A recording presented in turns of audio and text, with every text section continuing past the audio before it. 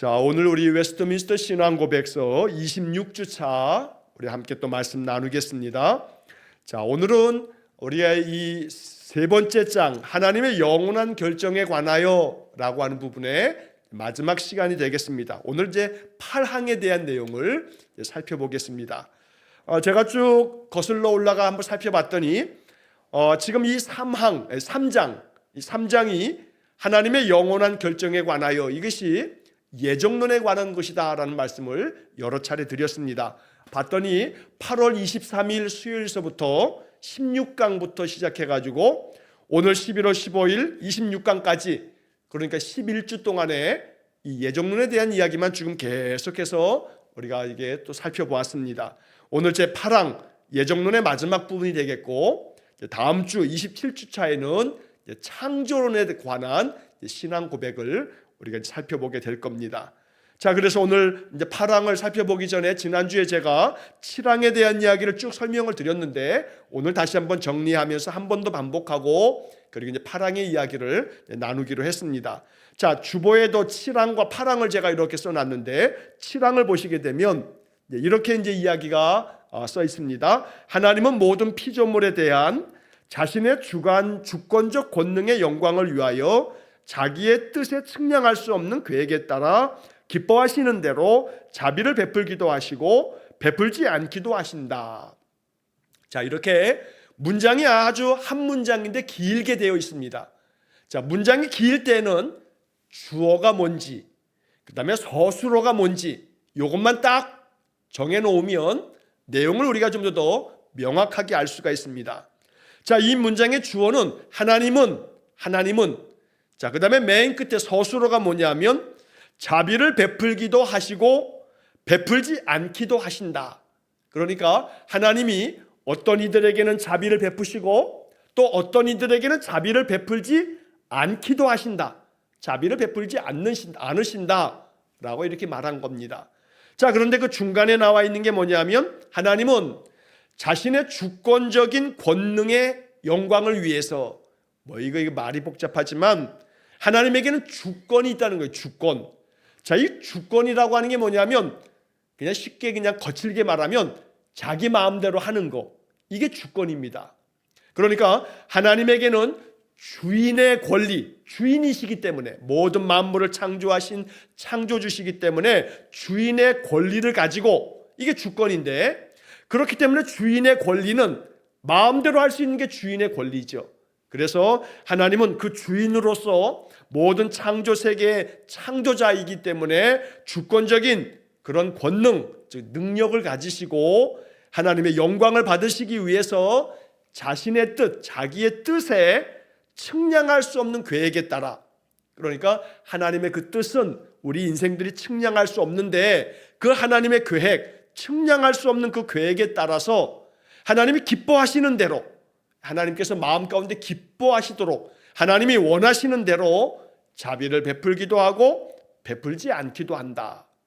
자, 여기서 우리가 이제 오해하지 말아야 할 것은 항상 자비를 베풀지 않는다고? 그러면 하나님은 참 못됐네 하는 마음을 혼동하면 안 됩니다. 그런 마음 가지면 안 됩니다. 하나님은 언제나 자비를 베풀기를 기뻐하시고 원하시는 분입니다. 모든 인생들에게 자비를 베푸시는 분입니다. 그러나 베풀지 않기도 하신다라고 하는 말은 뭐냐면 하나님이 끊임없이 자비를 베푸시는데도 불구하고 하나님 거스르고 거역하고 완고한 고집을 꺾지 아니하고 하나님이 끝없이 돌아오라 하지만 끝없이 돌아오지 않는 자들은 하나님이 로마서 1장의 말씀처럼 내버려 두신다라고 하는 겁니다. 그렇기 때문에 하나님이 죄악된 인생들을 죄 지을 때마다 바로바로 심판하지 않는 이유가 거기에 있는 겁니다. 길이 참으시고 용납하시고 끊임없이 말씀을 들을 수 있는 기회를 주시고 선한 믿음의 사람들을 옆에 보내주시고 그래서 그 사람으로 하여금 다시 하나님 안으로 들어오도록 자꾸 만드시는데 그럼에도 불구하고 하나님을 거역하고 거부하고 하나님의 모든 부르심을 다 걷어차버리는 사람들은 마지막 죽음의 자리 앞에서도 거스르는 자들은 어찌할 바를 모르는 겁니다. 그냥 그거는 하나님의 그 자비를 베푸심에도 불구하고 자비를 걷어차는 자들에 대해서까지 하나님 붙드실 수가 없는 겁니다. 만약에 하나님 그렇게 붙드시면 악한 자들이 그 악을 회개하지 아니하고 악한 모습 그대로 계속해서 죽을 때까지 악한데, 그 악한 죽을 때까지 악한 자들까지도 하나님 붙드신다면 뭐하러 선하게 삽니까? 제 멋대로 살지요. 하나님이 마지막 죽을 때까지 악한 자들도 붙들어 주셔야 되지 않느냐라고 말하는 것은 이건 말이 안 되는 궤변입니다. 왜냐하면 그러면 이 땅에서 하나님의 뜻대로 선하게 살 이유가 아무것도 없는 겁니다. 하나님 다 붙들어 주신다면, 모두를 다 구원하신다면, 의로운 자든 죄인이든 다 붙들어 주시면 우리가 뭐하러 이렇게 선하게 살 이유가 뭐 있어요? 제 마음대로 하는 거지 뭐. 그렇기 때문에 하나님은 자비를 베풀기도 하시지만 그건 사랑이죠. 그러나 베풀지 않기도 하신다? 이건 정의예요. 정의. 하나님은 사랑의 하나님이시면서 동시에 정의의 하나님이세요. 그래서 비록 우리가 죄인 되었어도 하나님 앞에 나아가면 하나님께서는 그의 아들 독생자 예수님으로 하여금 우리의 모든 죄값을 대신 짊어지시게 만드심으로 우리를 하나님의 자녀로 선택해 주시고 부르셨다는 겁니다. 이게 예정교리입니다. 자, 그렇기 때문에 그 다음에 문장이 그래서 하나님은 선택을 입지 못한 자들의 죄를 관가하기도 하시고, 제가 그 말씀을 드리면서 관가한다, 좀 전에 말씀드린 것처럼 로마서 1장에 말하는 것처럼 내버려 두신다. 그냥 내버려 두시는 겁니다. 그래서 선택을 입지 못한 자들이라고 하는 것은 결코 이 선택에 대한 부분에서 오해하지 말아야 될 것은 하나님이 누군가는 선택해서 넌 뭘 해도 넌 구원받는 거야. 넌 아무리 악해도 넌 천국 가는 거야. 이거 아니라는 겁니다. 너는 아무리 선하게 살아도 넌 지옥 갈 사람으로 내가 정해놨어 라고 이미 다 지옥 갈 사람, 천국 갈 사람을 결정해놨다? 이거 예정교리 아닙니다. 그렇게 오해하면 안 됩니다. 그렇게 되면 이 예정교리가 이상하게 변질이 돼버립니다. 뭔 얘기냐면 나는 무슨 죄를 지어도 나중에 가서는 하나님이 천국 가도록 정해놨어. 난 선택받은 사람이야 라고 한다면 이 사람은 영적으로 나태해지고 게을러지고 거스르고 악을 행하는 것도 서슴지 않는 도덕적인 해이에 빠지게 됩니다. 왜냐하면 간혹 그런 사람이 있죠. 나 내 마음대로 다 살래. 나중에 가서 예수 믿을래. 나 죽을 때쯤에 예수 믿을래. 뭐 나 천국 가서 뭐 상 받는 거 그런 거 원하지 않아. 그냥 천국만 가면 돼. 그래서 우스갯말로 옛날에 그런 말 많이 했습니다. 하늘나라 가면 면류관을 다 쓰고 있는데 저쪽에 개털모자 쓰고 있는 사람이 있다고. 뭐 그러면서 우스갯말로 나 천국 가서 뭐 면류관 받는 거 나 받는 거 그렇게 기대하지 않아. 그냥 턱걸이로, 옛날에 대학 들어가는 거 나 대학 턱걸이로 들어갔어. 다시 말하면 가까스로 맨 꼬레비로 들어갔어. 뭐 그런 말 하는 것처럼 나 천국 그냥 맨 꼴찌도 좋으니까 천국에 그냥 들어가기만 하면 돼. 이런 사람들이 나 그냥 내 마음대로 살래. 나 지금 교회 나오라 하지 마. 나 내 하고 싶은 대로 살 거야. 그러다가 나 죽을 때 그냥 예수 믿습니다 하고 회개하고 나 죽을 때 예수 믿고 그냥 죽을래. 그래서 가까스로 그냥 천국에 가면 되지 뭐. 이러한 이야기를 펼치는 사람들이 간혹 있습니다. 간혹 있습니다. 이것은 하나님의 예정 교리에 대한 오해에서 만들어지는 그런 일이기도 합니다. 하나님께서 자비를 베푸실 때 그 자비 안에 들어오지 아니하고 제멋대로 살다가 맨 마지막에 가서 나 예수 믿고 그냥 죽을란다. 그러면 천국 가겠지 뭐 라고 이렇게 생각하는 사람들은 하나 이제 알지 못하는 게 뭐냐면 사람은 이게 관성의 법칙이 있어요. 관성의 법칙이 뭐냐면 막 가는 방향으로 항상 가려고 하는 습성이 있는 거예요. 그래서 여러분 관성의 법칙을 얘기할 때 이제 쉽게 예를 드는 게 뭐냐면 자동차를 타고 막 가는데 자동차가 앞으로 막 뭐 60km, 70km 막 갑니다. 막 가다가 이 자동차가 급 브레이크를 밟아서 브레이크를 갑자기 확 밟으면 자동차는 멈추죠. 멈추는데 몸이 어떻게 되냐면 앞으로 확 쏠리는 거예요. 그래서 이 자동차가 가다가 갑자기 급정거를 하게 되면 사람이 바깥으로 튀어나가는 거예요. 왜냐하면 사람은 자동차에 타고 있지만 자동차가 가는 방향으로 자기 몸이 지금 가고 있기 때문에 이 자동차가 멈추면 몸은 여전히 가고 있는 방향으로 치달아 가는 이 관성의 법칙이거든요. 자, 그렇기 때문에 영적인 부분에서도 마찬가지예요. 나 마음대로 살래. 내 하고 싶은 대로 할래. 그러다가 나중에 죽기 전에 나 예수 믿을래. 그래서 가까스로 천국 가면 되지 뭐. 이 사람이 알지 못하는 것은 그 죽을 때쯤 돼서 자기가 예수를 믿겠다는 마음을 그 자기 의지에 대한 지나친 확신이죠. 죽을 때쯤 가서 자기가 예수 믿겠다? 그때 가서 예수 믿을지 안 믿을지 어떻게 알아요? 사람은 습관대로 살게 돼 있어요. 내가 죽을 때까지 계속 내 마음대로 했던 사람이 죽기 전에 나 예수 믿고 천국 가면 되지, 죽기 전에 회개할 거야, 이거 자기 마음대로 자기 의지대로 절대 되는 게 아닙니다. 하나님이 그 사람에게 자비를 베푸시면 그러면 예수님 십자가에 못 박힐 때 그 한편 강도처럼 네가 오늘 나와 함께 낙원에 있으리라. 지금까지 살인 강도로 십자가에 못 박혀 죽는 놈이 마지막에 말 한마디 잘했다고 천국 갔다? 여러분 착각하지 말아야 될 것이, 모든 사람이 예수님 옆에 낙원에 이를 거라고 약속받은 그 강도처럼 모두가 다 그럴 거라고 생각하면 안 됩니다. 반대쪽에 있는 사람, 마지막까지 예수님께 욕해대고 너나 구원해보라 하고 그랬던 사람이 내가 아니란 보장이 없어요. 그러니까 마지막에 가서 살인 강도짓까지 지 하고 싶은 대로 다 하다가 주님, 주님 나라에 가면 나를 좀 기억해 주세요, 그렇게 말했던 그 사람이 나라고 하는 보장이 없어요. 그 사람이 아니라 반대편에 있는 사람이 나일 가능성도 굉장히 높은 거예요. 그러니까 겸손한 마음으로 하나님의 부르심이 있을 때 나오는 것이 이게 예정의 교리인 것이지, 우리가 이 예정의 교리를 자칫 그냥 하나님께서 나를 천국 갈 사람으로 난 택해 주셨어, 그러니까 난 지금은 마음대로 해도 돼, 이거 함정이에요. 함정에 빠졌다가 늪에 빠졌다가 전혀 거기서 벗어나지 못하다가 결국 그 늪에 계속 빠져 들어가다 지옥 가는 수가 있는 거죠.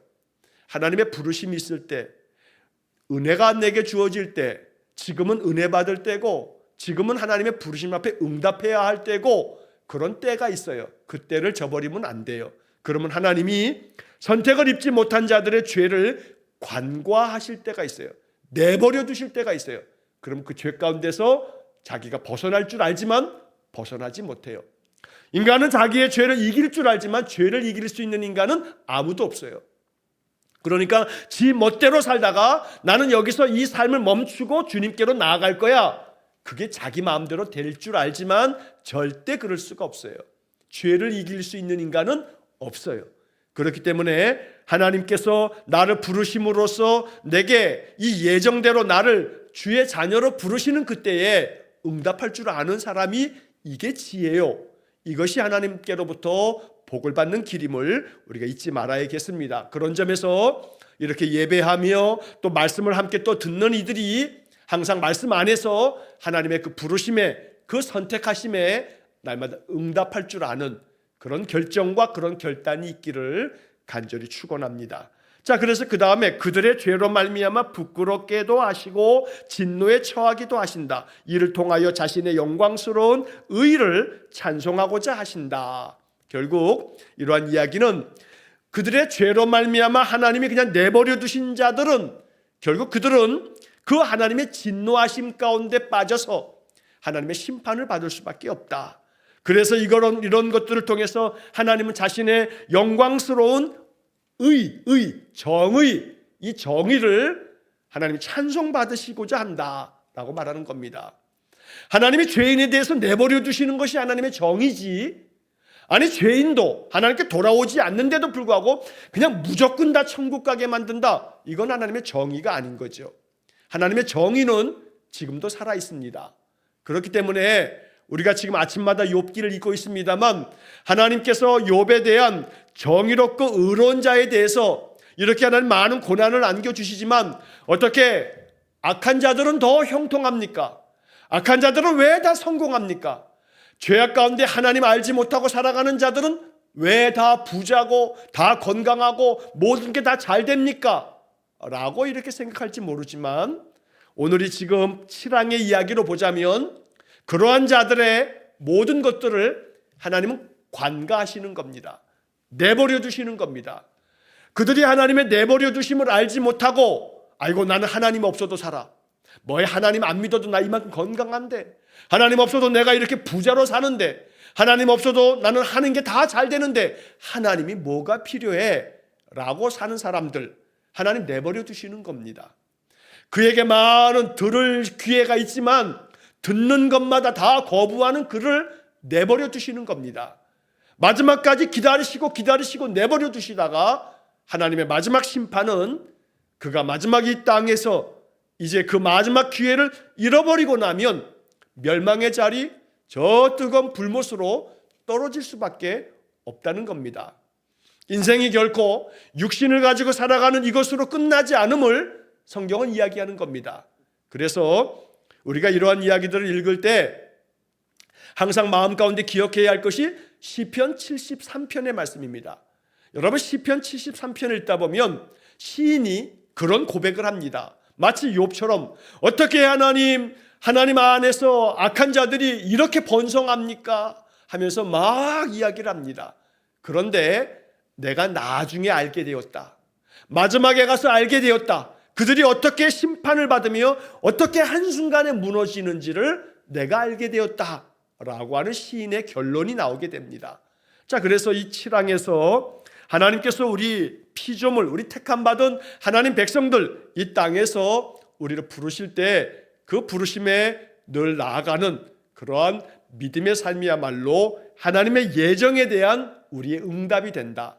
하나님은 우리를 택하여 주시고 우리를 부르시는 것이 하나님의 그 정하신 그런 뜻이요, 이 뜻에 응답하는 성도가 있을 때 하나님 나를 부르시고 나를 택하여 주셔서 감사합니다 이러면서 하나님께 나아갈 때 그 사람이 하나님의 기쁨 가운데 택함받은 자의 영광을 누리게 된다. 이게 바로 예정교리의 전체적인 그런 내용이 된다는 겁니다. 자, 이러한 모든 이야기의 결론이 8왕에 나오는 겁니다. 자, 이제 8왕으로 넘어가서 오늘 8왕을 이제 마치게 될 텐데, 자, 8왕을 보시면 이렇게 이야기가 시작됩니다. 자, 예정이라는 깊은 신비의 교리는 특별한 명철과 조심성을 가지고 취급해야 한다. 자, 이 예정에 대한 교리, 근데 그 교리가 어떤 교리라고 말하냐면 깊은 신비의 교리라고 말합니다. 이게 왜 신비냐면 우리 인생들이 다 헤아릴 수 없고 측량할 수 없기 때문입니다. 우리가 이런 이야기를 아마 여러 번 들어보셨을 겁니다. 제가 설교 중에도 한두 차례 이야기한 바가 있는데 천국에 가면 놀랄 게 3가지가 있다. 아주 깜짝 놀랄 3가지의 사건이 벌어진다. 천국 가면. 자, 첫째가 뭡니까? 아이고 저 사람은 분명히 지옥 갈 놈인데 저놈. 그런데 그 사람이 천국에 가 있더라는 거죠. 이거 깜짝 놀랄 일이에요. 야, 저놈의 인간은 분명히 저거 지옥 갈 거야. 저거 죽으면 쟤는 저 사람은 지옥의 자리를 이미 마련해 놨어 라고 싶은 그 사람이 이 천국 갔더니 떡하니 천국에 와 앉아 있더라는 거예요. 이거 깜짝 놀랄 일이죠. 우리가 알지 못하는 하나님의 그 신비함이 그 사람 영혼과 하나님과의 1:1 관계 속에서 우리는 저 사람이 지옥 갈 놈으로 생각했는데 지옥 갈 놈이 아니라 천국에 앉아 있더란 말이에요. 반대로 아이고 저분은 천국 갈 거야. 천국에서 많은 면류관 받을 거야 라고 했는데 그 사람이 천국에 가 있는 게 아니라 천국에서 암만 찾아도 그 사람이 없어서 하나님께 물었더니 야, 걔는 저 지옥 가 있어 라고 하는 이야기를 들으면 천국 가서 깜짝 놀랄 2번째 이야기가 되는 거죠. 3번째 이야기는 내가 천국에 와 있더라는 사실. 아이고야, 내가 천국에 와 있네. 천국에 가서 깜짝 놀랄 사실이라고 이 예화가 있어서 이런 예화를 아마 많이 들어보셨을 겁니다. 자, 여기서 이제 신비가 나오는 겁니다. 신비. 이 신비라고 하는 것은 우리가 정말로 인간의 이성과 합리적인 생각과 우리의 상식과 우리가 가질 수 있는 그런 모든 생각에서부터 벗어난, 그걸 뛰어넘는, 하나님이 우리의 인간의 이런 어떤 얄팍한 생각과 지식으로 하나님의 뜻을 다 헤아릴 수가 없죠. 그러니까 하나님이 행하시는 모든 것들은 신비라고 하는 말로 밖에는 표현할 수가 없는 겁니다. 자, 그래서 예정이라고 하는 것도 하나님께서 행하시는 아주 신비한 일이시다.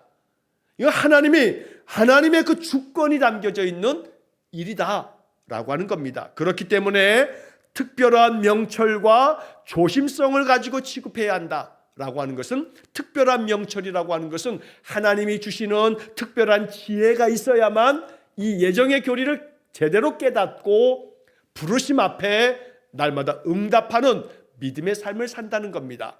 조심성을 가지고 취급해야 한다는 것은 아까 말씀드렸던 것과 같은 그런 이야기입니다. 조심성이 없이 예정에 대해서 오해하게 되면 난 천국 갈 자로 예정됐어. 아이고 나는 모태신앙인데, 아이고 우리 아버지가 목사님이야, 아이고 내가 장로인데, 내가 목사인데, 이거 다 필요 없는 겁니다. 그러다 보면 나는 천국 가겠지 라고 하는 마음에 이 교만한 마음, 오만한 마음, 영적인 나태, 이거 빠지다 보면 아까 말씀드린 것처럼 이 사람은 천국 갈 거야, 아이고 우리 목사님 천국 가시겠지 당연히 라고 했는데 갔더니 자기 교회 목사님만 천국에 안 와 있어. 모를 일이라. 그래서 이런 얘기를 할 때마다 항상 목사들이 정말로 마음속에 두렵고 떨리는 마음이 있는 거죠. 평생 목사로 목회하면서 교인들에게 뭐 온갖 말씀을, 설교를 다 했는데 정작 자기는 천국에 없더라 이 말이에요. 그러면 정말로 하나님의 그 예정의 교리의 신비함은 조심성을 가지고 취급해야 한다, 바로 그런 겁니다. 아이고 나는 천국 갈 줄로, 나는 천국 갈 거야 라고 생각했는데 나의 그 알지 못했던 오만함과 교만함이, 내가 믿음 안에서 열심을 가지고 종교 생활을 했지만 신자의 삶을 살지 않았다면, 제가 그래서 자주 설교 중에 그런 말씀 드리잖아요. 교인들은 많지만 그 교인들이 다 신자는 아니라고. 교인은 많아요. 교인들이 많다 보니 그 교인 안에는 직분자도 많아요. 그러나 직분자가 다 신자는 아니라고 하는 말씀을 드리지 않습니까? 목사가 많지만 목사가 다 신자가 아닐 수가 있는 거예요. 장로가 많지만, 권사가 많지만 그 사람들이 정말로 하나님 앞에서 야, 너 믿음이 좋구나, 너 진짜 믿는 자, 신자다 라고 하나님이 인정하실 만한가, 그런 인정을 받을 만한가 라고 하는 질문 앞에 항상 서 있어야 되는 겁니다. 그래서 스스로에게 평생 조심성을 가지고 물어봐야 되는 거예요. 난 신자인가? 난 정말로 예수님께서 나를 부르셔서 주님을 따르는 예수님 제자인가? 난 하나님 자녀인가? 라고 하는 질문을 죽을 때까지 해요. 죽을 때까지. 제가 그래서 자주 그런 이야기를 드렸죠. 영락교회 원로 목사님, 그 창립자이신 함경직 목사님께서 마지막 은퇴하시고 남한산성에 조그만 그런 집 한 채로 거기서 지나시다가 돌아가셨는데, 그 남한산성의 교계 원로들이 다 은퇴하신 총회장들이 함경직 목사님께 새해 인사드리러 가는데, 그 목사님이 새해 덕담을 하면서 목사님들께 하는 얘기가, 목사님들 예수 잘 믿으시라요 하면서 그 평안도 사투리로 예수 잘 믿으라고 평생 목회하고 은퇴한 총회장들이 인사하러 왔는데도 그렇게 덕담을 하더라 이 말이에요. 예수 잘 믿는 거 이게 뭐냐, 뭐가 예수 잘 믿는 거냐 라고 하는 것을 날마다 자기 자신에게 질문하고 그 질문에 대답하면서 살아가는 거, 이게 조심성을 가지고 취급하는 겁니다. 언제나 영적인 겸손함으로 조심성을 가지고 내가 정말 신자인가, 내가 오늘 하루도 예수를 따르는 예수의 제자로서 살기를 기도하면서 하루하루를 살아갈 때 이 사람은 하나님의 그 예정, 하나님의 택하심에 합당한 자로 하나님의 복이 넘치는 그런 인생이 될 줄로 믿습니다. 자, 그 다음에 이어지는 이야기가 하나님의 말씀에서 계시된 하나님의 뜻에 관심을 기울이고 그 뜻에 순종하면서 취급해야 한다. 그렇게 함으로 사람들은 자신들의 효과적인 부르심의 확실성으로부터 자신들의 영원한 선택을 확신할 수 있다. 자, 이게 이제 예정교리에 대한 결론이 지금 이 8항인데, 자, 이 지금 읽었던 말씀에서도 하나님의 말씀에서 계시가 된 하나님의 뜻, 이 말이 뭐냐면 하나님의 그 말씀에서 계시가 되었다. 하나님의 말씀은 성경을 말하는 거예요. 성경. 자, 이 기록된 성경에 하나님의 뜻이 계시가 되었다는 거예요. 계시라고 하는 것은 감추어져 있는 것을 들추어내서 다 나타내 보이는 거, 이게 계시예요. 보자기를 덮어놨는데 그 보자기를 딱 들추어내면 그 보자기 안에 뭐가 있는지 다 드러나게 되는 거죠. 드러나게 되는 거, 이게 계시예요. 자, 그래서 하나님이 성경에 계시해 주신, 성경을 통해서 드러내 주시고 알려주신 하나님의 뜻, 그러니까 우리는 성경을 통해서 하나님의 뜻이 무엇인지를 깨닫게 되는 거죠. 자, 그래서 그 하나님의 뜻에 뭘 기울이라고요? 관심을 기울이라고요. 관심을 기울이라고.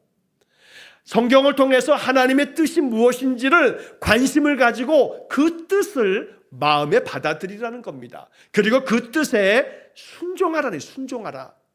이렇게 순종하면서 하나님의 말씀을 취급한다, 받아들이고 그렇게 살아간다라고 하는 겁니다. 그러니까 하나님의 뜻에 관심을 가지고 하나님의 뜻에 순종하는 사람, 이게 바로 택함을 받은 사람들이 그렇게 살아갈 때 비로소 내가 택함 받은 사람이구나 라고 하는 것에, 그 부르심의 효과, 제가 몇 주 전에 그 효과에 대한 말씀을 계속 여러 가지로 강조해 드렸습니다. 그래서 그렇게 함으로, 즉 하나님의 그 뜻에 관심을 기울이고 하나님의 뜻에 순종을 함을 통해서 사람들은 자신들의 효과적인 부르심의 확실성으로부터 자신들의 영원한 선택을 확신할 수 있다. 말이 어렵게 번역되어 있어요. 이걸 그냥 쉽게 말하면 결국 하나님의 뜻에 관심 기울이고 하나님의 뜻에 순종함을 통해서 사람들은 자기 자신을 하나님이 부르셨다는 것, 그 부르심에는 놀라운 효과가 있다는 것, 그 아주 효과가 있는 그 부르심이 얼마나 확실한가, 그 확실성, 너무나 확실하다는 것을 자기 자신이 확신할 수 있게 된다라고 말하는 겁니다.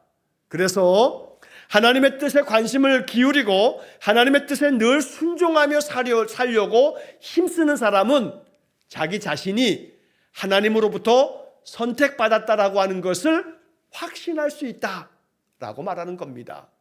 여러분, 그런 확신이 있으십니까? 여러분 안에 그런 확신이 있으시기를 간절히 축원합니다. 내가 하나님의 뜻에 관심을 기울이고 그 뜻에 순종하기 위해서 온 힘을 다하다 보니 하나님의 뜻이 알아지는 거죠. 말씀을 보면 말씀에서 하나님이 나에게 뭘 바라시는가, 이게 막 마음에 와 닿는 거예요. 성경을 통독하다 보면, 성경을 읽으면서 또 말씀을 또 듣다 보면, 설교 말씀을 듣다 보면 그 말씀 속에서 하나님 나에게 뭘 바라실까, 하나님 나에게 뭘 원하실까, 이게 막 깨달아져요. 깨달아지면 그대로 순종해요. 그렇게 순종하며 살다 보면 나를 통해서 하나님의 놀라운 역사들이 나타나요. 또한 내 안에 평강이 있어요. 내 마음의 내 영혼이 살아있어요. 마음 가운데 감사가 막 나와요. 지금 감사할 수 없는 상황인데도 불구하고 감사가 나와요. 왜냐하면 내 영혼이 그렇게 나를 만드는 거죠. 나 자신을, 내 속에 있는 영혼이, 나의 속사람이 막 주장하는 거예요. 그렇게 안 할래 안 할 수가 없는 거예요. 내 속사람이, 성령 받은 내 속사람이, 나의 영혼이 나를 막 주장하는 거죠. 감사하게 만들어요. 마음이 평안케 해요. 두려움이 없어요. 걱정이 안 돼요. 까짓거 이렇게 살아가는 거 하나님이 다 인도하시는데 하나님께서 주장해 주실 거야. 내 인생은 하나님께 난 다 맡기고 살아 라고 한 담대한 마음이 든다면 하나님의 뜻을 깨닫고 그 뜻에 관심 기울이고 순종하는 사람들 속에 나타나는 확실한 믿음이 되는 거예요. 그게 바로 부르심의 확실성이라고 지금 표현된 겁니다. 여러분, 그런 확신을 가지고 살아야 돼요. 예수 믿는 사람이 그런 확신이 없으면 매 날마다 인생 때문에 두려움 가운데 사로잡혀 살아요. 사나 죽으나 내가 주님의 것이다. 아무리 성경 읽으면 뭐예요? 아무리 설교 들으면 뭐예요? 아니, 기껏해야 마지막에 가서 우리의 인생이 끝이 뭐예요? 죽는 것밖에 더 있어요? 근데 마음속에 말씀을 읽으면서 그 뜻을 발견했어요. 우리가 살아도 주를 위하여 살고 죽어도 주를 위하여 죽나니 우리가 사나 죽으나 주님의 것이다 라고 하는 말씀이 가슴에 꽂혔어요. 이 말씀이 내 속에서 막 살아있어요. 두려울 게 없어요. 아니, 죽으면 그만인데, 난 죽으면 천국 가는데 뭐 인생의 삶이 뭐 그렇게 두려워? 연연하지 않아요. 그러니까 그런 사람들은 지금 당장에 다음 주에 죽는다는 시한부 선고를 받아도 겁을 내지 않아요. 하나님 원망하지 않아요. 하나님 어떻게 이럴 수가 있습니까? 내가 평생 이렇게 살았는데 어떻게 내가 이렇게 시한부 생명으로 내가 곧 죽습니까? 말도 안 됩니다 하고 막 어거지 쓰지 않는단 말이에요. 하나님 나를 부르신다네. 아이고, 뭐 2주밖에 뭐 1달밖에 안 된다네. 그럼 어찌하나 하나님께로 나아갈 준비해야겠네 하는 담대한 마음이 마음 안에서부터 내 속사람이 그런 감동이 있다 보니까 죽음이 두렵지 않아요. 그렇게 살아가는 사람들이 지금도 있어요. 우리가 살고 있는 이 시대에도 그렇게 인생을 당당하게 두려움 없이 인생을 살아가는 사람들이 있어요. 신자들이 있어요. 그렇기 때문에 그런 사람이 세상에 어디 있어? 라고 말하면 안 돼요. 그렇게 인생을 살아가는 사람들이 지금도 있었고 있고 예전에도 그런 사람들이 너무너무 많았어요. 그래서 기독교가 그런 사람들에 의해서 기독교가 진리라고 증명이 되어지는 거예요. 증인이 있고 증거가 있으면 그건 진리죠. 사실이죠. 그렇게 살아간 많은 선배들이 있고 많은 선진들이 있고 지금도 그렇게 살아가는 신자들이 있어요. 그래서 성경의 말씀이 진리가 되는 거죠. 오늘 우리는 그런 확신, 그런 확실성을 가지고 믿음 안에서 승리하는 삶을 살기를 간절히 축원합니다. 자, 이제 마지막의 부분입니다. 마지막 이제 문장인데, 따라서 이 교리는 하나님께 대한 찬송과 공경과 동경이 일어나게 한다. 그뿐만 아니라 겸손과 부지런함과 풍성한 위로를 베풀어 준다. 이 마지막 문장을 제가 제일 좋아해요. 이 문장이 너무너무 좋아요. 자, 이 교리는, 선택의 교리는, 하나님의 예정의 교리는 우리로 하여금 하나님께 대한 찬송, 공경, 동경이 일어나게 만든다. 이 동경이 뭐예요? 뭔가에 대해서 막 그리워하고 뭘 바라고 어떤 곳에 내가 가고 싶은 막 동경이 있고 내가 뭐가 되고 싶은 막 꿈이 있고, 쉽게 말하면 꿈이에요. 꿈. 바라고 원하는 소망. 그러니까 이러한 선택의 교리 안에 충만해지면, 내가 선택받은 확실성을 가지고 있으면 인생의 삶의 모든 것들이 감사 충만하게 되어지면서 하나님께 모든 하나님 것을 하나님께 찬송하고 하나님께 영광 돌리고 하나님을 공경하고 하나님 나라를 꿈꾸고 살아간다 이 말이에요. 인생 길어야 100년이에요. 100살 넘어가는 건 몇 안 돼요. 100살 이전에 우리는 이 세상에서 육신의 삶을 마치게 돼요. 그러나 또한 동시에 인생의 후반전 살아가는 분들, 뭐 요즘 다 100세 시대 하니까 100세까지 산다고 치면 100세 반이면 후반전이죠. 50 넘어가면 후반전인데, 자, 인생의 후반전, 내가 살아온 삶이 더 많아요. 이제 살 날은 훨씬 작아요. 뭘 두려워요? 지금까지도 살았는데. 아니, 많은 고난과 역경이 있었지만 여기까지 내가 살았는데 앞으로 살 게 뭘 걱정해요? 하나님 살게 하실 거예요. 하나님 지켜주실 거예요. 이제 우리가 바라봐야 할 것은 하나님께 대한 찬송과 공경과 동경, 꿈, 소망, 나 이제 하나님 나라를 향해서 나아간다. 얼마 안 있으면 하나님 나라 간다 하는 마음이 들면, 인생의 이것들이 뭘 그렇게 연연할 일이냐 이 말이에요. 연연할 거 없잖아요. 이거 뭐 하나님 얼마 안 있으면 나 부르실 건데. 그러면 이 땅에 대한 집착이 아니라 하나님 나라에 대한 동경, 하나님 나라에 대한 그 간절한 그런 열망, 이것이 우리의 마음속에 가득하면 두려울 게 없어요. 두려울 게 없어요. 우리 안에 그렇기 때문에 예정의 교리가 너무너무 축복된 교리이고, 이건 단순히 어떤 이게 교리라고 하는 말이 너무 좀 딱딱해요. 하나님의 말씀에 담겨져 있는 이 놀라우신 신비, 이 귀한 뜻이 우리의 삶에 충만한 그런 신자가 되기를 간절히 축원합니다. 이렇게 되어지면 그뿐만 아니라 우리가 어떻게 되냐면 겸손해지고요, 부지런해지고요, 그 다음에 우리 안에 하나님의 풍성한 위로가 있어요. 위로가. 마지막에 이 풍성한 위로를 베풀어 준다라고 하는 말이 너무너무 좋아요. 하나님께서 우리 안에 하나님의 이 선택하심에 대한 확신을 가지고 살다 보면 내 마음은 점점 겸손해져요. 교만하면 안 돼. 이거 교만하면 조금 의심스러운 거죠. 교만하다 하는 마음이 느껴지면 야, 저 사람 아직 갈 길이 먼 거예요. 그래서 우리가 흔히 하는 말로 익은 벼는 머리를 숙인다 하잖아요. 그러니까 아직도 머리를 그냥 치켜 세워들면 아직 좀 멀었군 하는 마음이 드는 거죠. 하나님 그러실 거예요. 너 아직 좀 멀었구나. 너 머리가 수그려지려면 아직 멀었구나. 네 머리 숙일 때까지 내가 많은 연단, 훈련을 좀 받아야겠구나.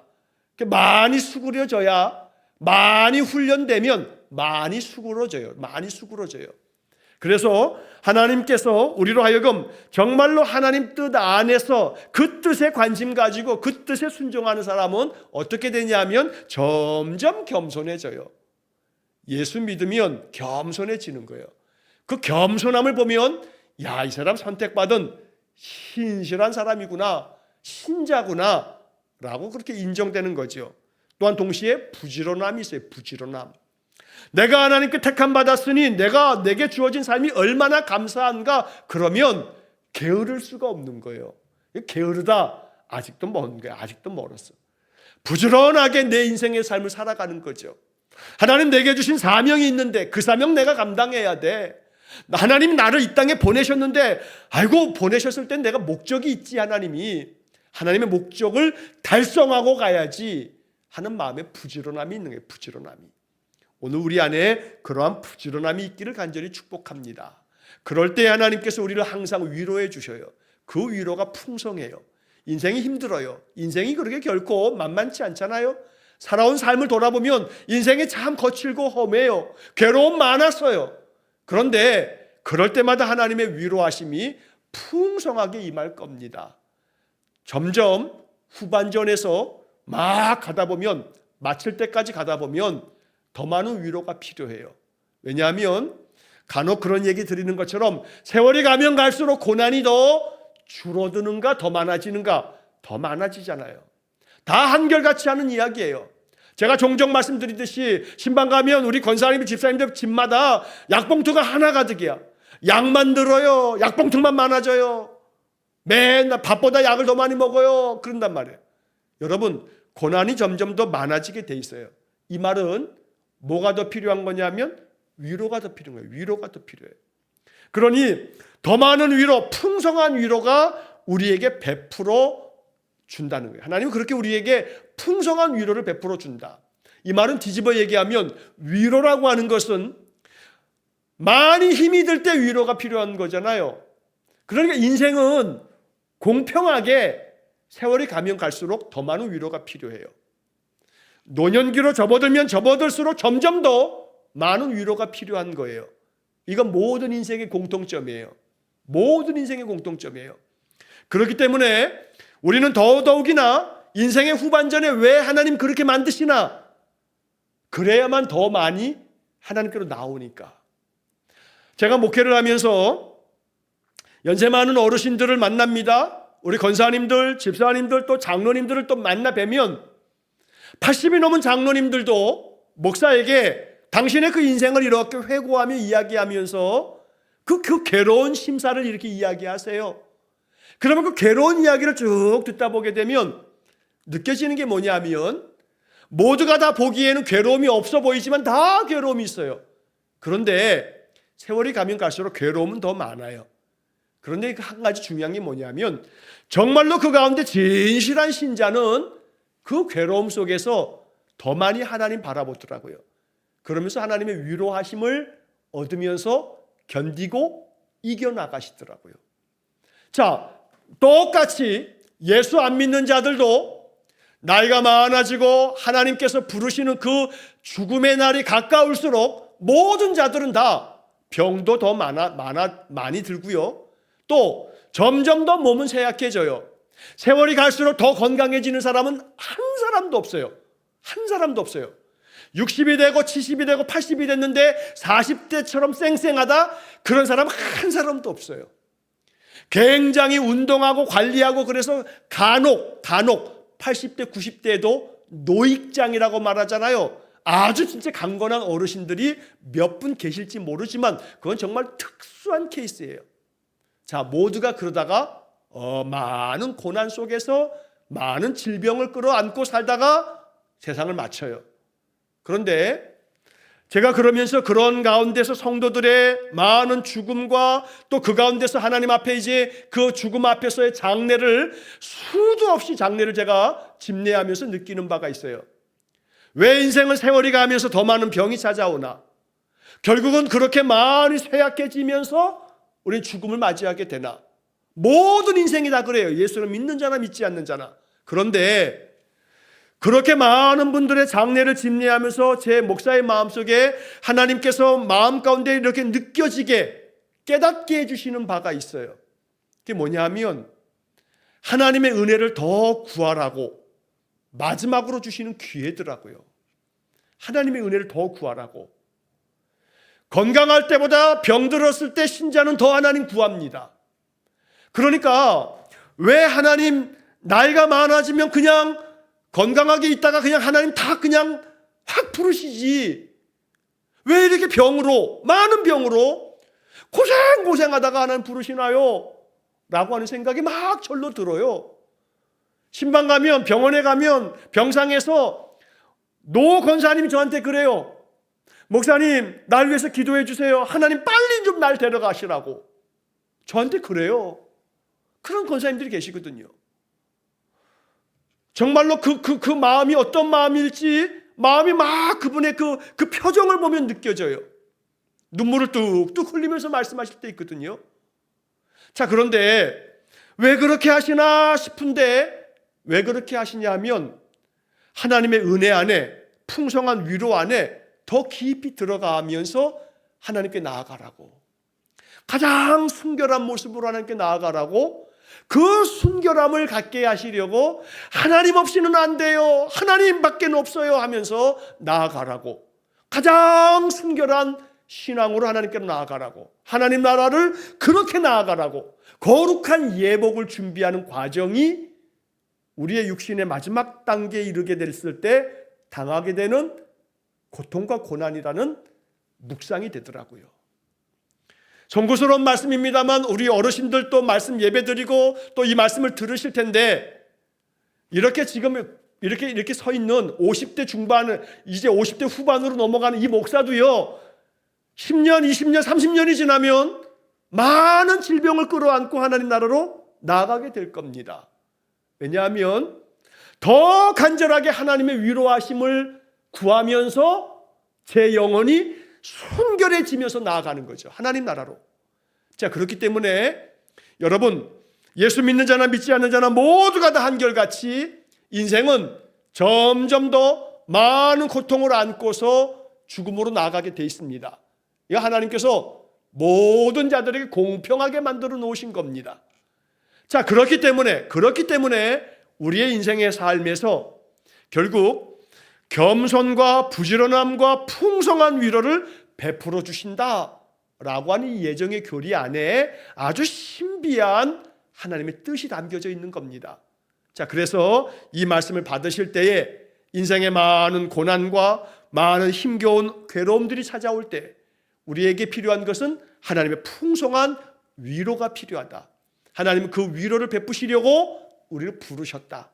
우리를 선택하셔서 그 풍성한 위로 가운데서 견디게 하시고 이기게 하시면서 우리 안에 성령의 은혜를 부어주셔서 담대한 마음으로 사나 죽으나 내가 주님의 것입니다 선포하면서 하루하루의 삶을 겸손함과 부지런함으로 우리에게 주어진 인생을 그렇게 믿음으로 아름답게 살아가는 것, 감사하며 살아가는 것, 여기에 복이 있다는 겁니다. 이 예정의 교리를 마음 깊이 우리가 받아들여서 날마다 하나님께서 예비하신 이 풍성한 위로와 은혜가 충만한 삶이 되시기를 주의 이름으로 간절히 축원합니다. 자, 이렇게 해서 예정 교리를 마치게 되고 다음 주서부터는 창조 교리, 창조. 우리가 사도신경의 저 첫 번째가 태초에 천지를 창조하신 그 창조의 하나님을 우리가 사도신경에서 고백하는데, 사도신경 고백의 그 한마디 창조의 하나님을 이 웨스트민스터 신앙고백서에서는 이 창조론을 아주 더 길게 우리에게 고백하라고 말씀해 주는 겁니다. 다음 주서부터 창조론에 대한 이야기를 또 여러 주에 걸쳐서 우리가 살펴보도록 하겠습니다. 함께 기도하겠습니다. 자비로우신 아버지 하나님, 지난 8월 달부터 오늘까지 이렇게 11주에 걸쳐서 예정의 교리를 우리가 찬찬히 살펴보도록 인도해 주셔서 감사합니다. 오늘 마지막 이 예정의 교리를 마치면서 파랑에 담겨져 있는 이 결론을 마음 깊이 묵상하면서 하나님의 그 신비하신 이 예정의 부르심의 교리 속에 담겨져 있는 하나님의 그 크신 사랑과 그 뜻을 헤아리고 그 하나님의 깊은 뜻을 계시된 하나님의 말씀 성경을 통해 깨닫고 더 많은 관심을 기울여서 이 말씀대로 순종하며 살아갈 때에 하나님 우리 안에 놀라운 하나님의 역사하심과 축복이 있게 하셔서 진실한 신자가 되어 겸손과 부지런함과 또 풍성한 위로를 베풀어 주신다 했으니 이것들을 풍성히 누리며 사는 우리 성도들 되게 해 주옵소서. 인생의 괴로움도 많고 시련과 역경과 고난도 많지만 나는 하나님께로부터 부르심을 받고 택하심을 받은 자라는 확신을 가지고 담대하게 기쁨과 감사가 넘치는 행복한 삶을 살게 해 주옵소서. 모든 것을 다 주님께 의탁하오며 예수님 이름으로 기도하옵나이다. 아멘. 우리 구주 예수 그리스도의 은혜와 하나님 아버지의 극진하신 사랑과 성령의 교통하심이 날마다 하나님의 뜻에 관심을 기울이고 그 뜻대로 순종함을 통해서 선택받은 자의 놀라운 영적 축복을 또 이 땅에서의 육신의 삶에 하나님의 그 크신 은혜를 더 풍성하게 누리기를 소원하는 머리 숙인 귀한 성도들 위해 영원토록 함께 하시길 축원하옵나이다. 아멘.